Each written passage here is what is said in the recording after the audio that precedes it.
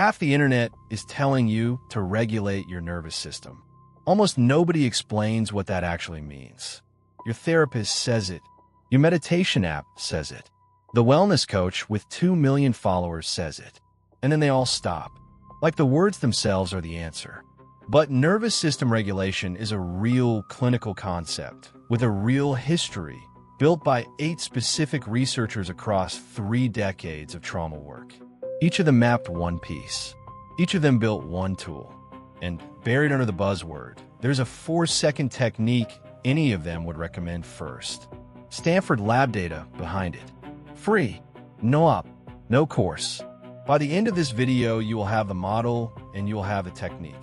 60 seconds for each architect. Then the 4 seconds you came for. Stay to the end.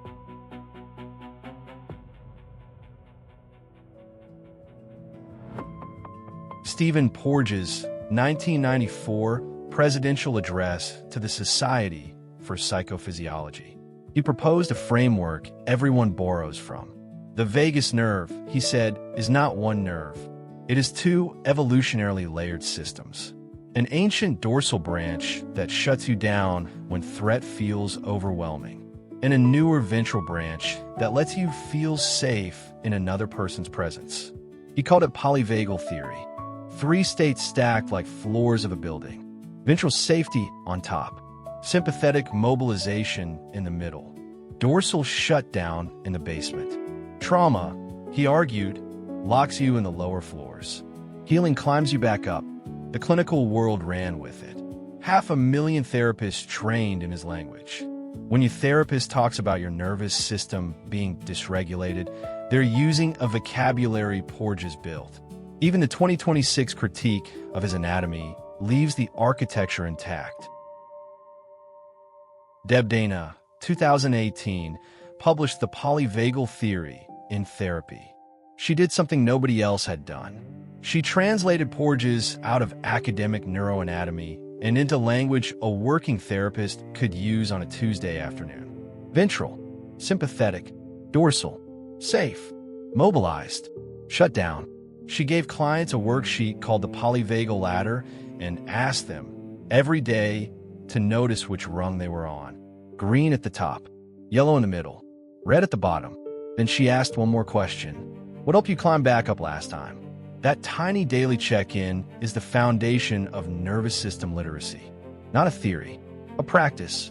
She built a follow-up book called Rhythm of Regulation and trained a generation of clinicians to teach this. When your therapist asks where you're on the ladder, they are using Deb Dana's worksheet. The ladder is the most portable tool in the entire field. Peter Levine, 1997, published Waking the Tiger. He had spent decades watching wild animals survive predator attacks and noticed something his clinical training could not explain. After the chase ended, the animals shook. They trembled, ran in place, breathed hard, and walked away. Humans almost never finish that cycle. We freeze. We hold. We move on without discharging. The undischarged survival energy stays trapped in the body. Years later, it surfaces as anxiety, panic, chronic pain, autoimmune flare. He built a method called somatic experiencing. Its central tool is titration. Touch the activation in tiny doses, 1 drop at a time, never the full memory. The body finishes what was unfinished, but never gets flooded. When your therapist tells you to slow down, to notice just one sensation, to come back if it gets too big, they are running Levine's titration protocol. Slow is faster. Small is safer. The body knows the way out.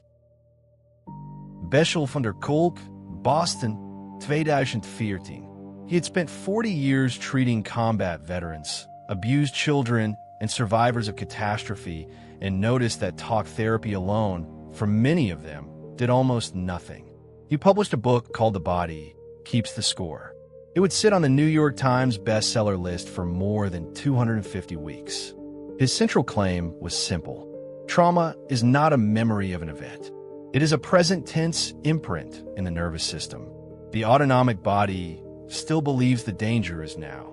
Healing, therefore, has to reach the body, not just the story. Yoga, breath, EMDR, drumming, theater, touch. When your therapist tells you that your body remembers what your mind cannot say, they are quoting Kolk. He did not invent the techniques. He gave them legitimacy. He moved trauma treatment from the couch to the floor. Pat Ogden, founder of sensorimotor psychotherapy, 2006. She had trained under Ron Kurtz in the Hakomi method and spent 3 decades watching trauma clients describe the worst day of their lives while their bodies, beneath the words, were already doing something else. A hand was lifting in protection that had never finished. A leg was bracing for a run that had never happened. A spine was collapsing toward a posture of submission 30 years after the moment that asked for it. She built a method around a simple idea. The body's incomplete movements are the trauma. Finish them slowly, with attention, and the story changes. When your therapist asks what your hand wants to do, what your shoulders are bracing against, where your jaw is holding, they are running Ogden's protocol. Regulation, in her work, is not calm. It is letting the body finish what was interrupted. Daniel Siegel, UCLA, 1999, published The Developing Mind. He was a child psychiatrist who founded a field called interpersonal neurobiology. His central claim was that the mind is not in the brain alone. It is the flow of energy and information between brains, bodies, and relationships. His teaching tool became famous. Make a fist. Tuck your thumb across your palm. Fold your fingers down over the thumb. That fist is your brain. The wrist is your spinal cord. The thumb is the limbic system. The fingers are the cortex. When you flip your lid, the fingers fly up, the cortex disconnects from the limbic, and reasoning goes offline. Regulation, in Siegel's model, is integration. The cortex stays connected to the body. The limbic stays held by the cortex, and you can think and feel at the same time. Therapists teach this hand model to children. Adults need it just as much. Stanley Rosenberg, Danish bodyworker, 2017, published Accessing the Healing Power of the Vagus Nerve.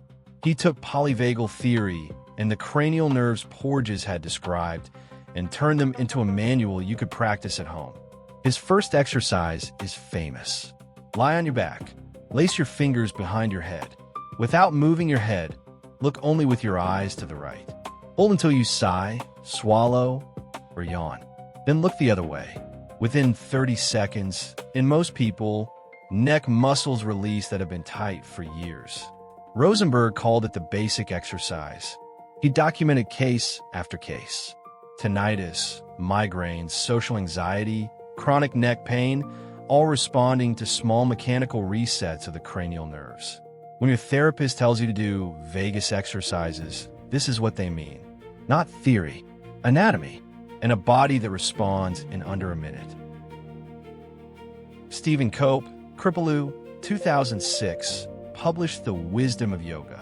A psychotherapist trained in Western analytic work, he had spent 20 years inside a residential yoga community, watching people heal through movement and breath in ways no talk therapy alone had managed. His core insight was simple. Yoga is not about flexibility. It is about teaching the nervous system that it can be in a stretched, vulnerable, uncomfortable shape and still breathe slowly. Each held pose is a tiny rehearsal of staying with discomfort without panic. Over months of practice, the body learns that arousal can rise and come back down without anything being wrong. When your therapist suggests yoga or restorative movement, they are not prescribing exercise. They are prescribing a daily training in nervous system tolerance. Kolk made this bridge from east to west translatable enough that mainstream therapists could prescribe it and clients could find a class on Tuesday. 8 architects. One question left. If you can only do one thing in the next 4 seconds, what should it be? In 2021, Andrew Huberman's lab at Stanford published a study on a single technique called the physiological sigh. 2 short inhales through the nose, back to back. Then 1 long, slow exhale through the mouth. That is the entire protocol. for seconds, give or take. The double inhale fully reinflates the small alveoli in the lungs. The long exhale offloads the most carbon dioxide of any breathing pattern ever measured. Heart rate drops within 1 cycle. Stress markers fall within 5. It is what your body does involuntarily during a sob and at the end of a hard cry. Levine, Ogden, Dana, Rosenberg, Kolk. Every one of them would tell you the same. Start with the breath. 2 in, 1 out.